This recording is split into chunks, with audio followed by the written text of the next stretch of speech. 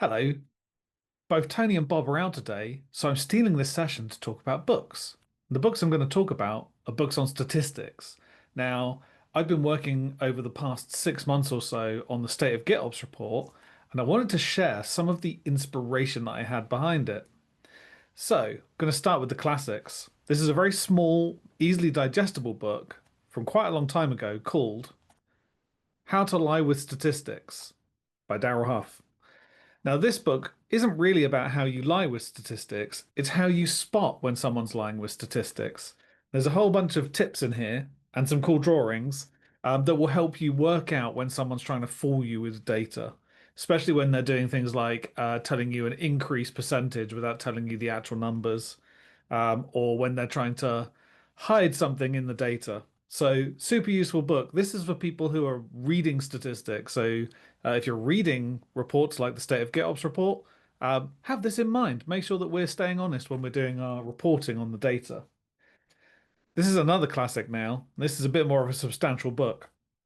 It's called How to Measure Anything. Now, this book is full of really cool stuff, as you can see from my index tabs.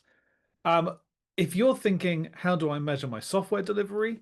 The answer's in here. Or if you're thinking, how do I measure my progress moving house? Right, the answer's in here. This is literally how to measure anything. And one of the brilliant things about this is it takes things down to a really practical level.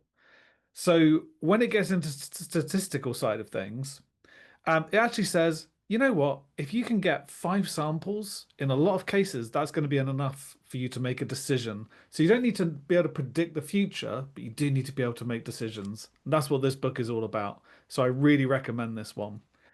This is literally for everyone.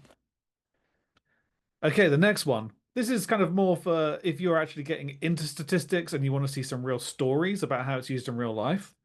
David Spiegelhalter has this book called The Art of Statistics. And this has got loads of really cool real life examples of statistics and how they've been used and what people have done with them.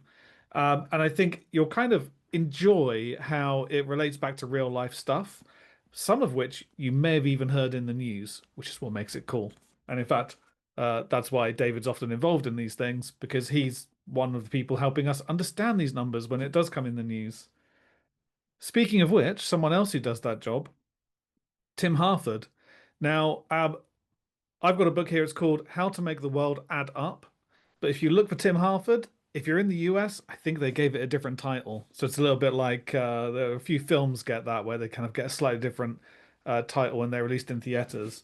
Again, right, this is chock full of index tabs, loads of stuff in here. Um, in a way, this builds on the small book I showed first, the How to Lie with Statistics. This is like the kind of full version. It does refer back to that book. Kind of disagrees with some of the stuff in that book, but mostly I find it's like, well, it's just information to help you spot when numbers are being used wildly wrongly.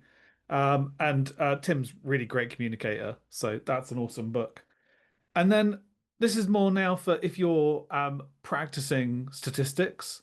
One of the big challenges is what graph should I use? Okay. And the answer is not a pie chart.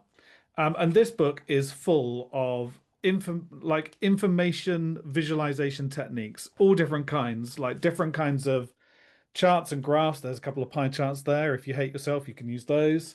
But there's loads of different alternatives for how to show information, and it kind of refers back to how people have done stuff in the past. Full color, full of information, lots of cool ways to actually bring your data to life. Because I talk about pie charts a lot, but it's all about telling the story that is hidden inside the data. So the charts in here help you do that. It's like find the right chart that tells the story. Sometimes that is a pie chart, but pie charts are mostly for comedy purposes. But yeah, loads of great ideas in here. And you will probably find something that makes you think, if I redisplay my data in a different way, it's going to actually really shine. So super cool, super fun, lots of great books to read. I didn't pull all of my statistics books from the shelf, that shelf over there. I just picked the ones that are the really coolest ones, and I hope you enjoy reading them. If you've got some different book recommendations in that statistics or data analysis space, let me know. I'm interested to hear. And my to be read pile, there's always space there. Speak to you later on.